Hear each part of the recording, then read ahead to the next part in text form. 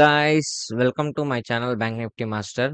Bank Nifty market update కనుక మనం చూసుకుంటే 307 పాయింట్స్ మార్కెట్ అయితే డౌన్ అయ్యి 48,923 దగ్గర మార్కెట్ అయితే క్లోజ్ అయింది.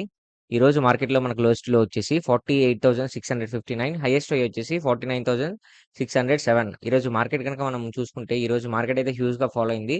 మన ట్రేడ్ సెటప్ ఎలా చేసాం, మనకి ఏ విధంగా వర్కౌట్ అయిందో మీకు క్లియర్ గా ఎక్స్ప్లెయిన్ చేస్తా చూడండి.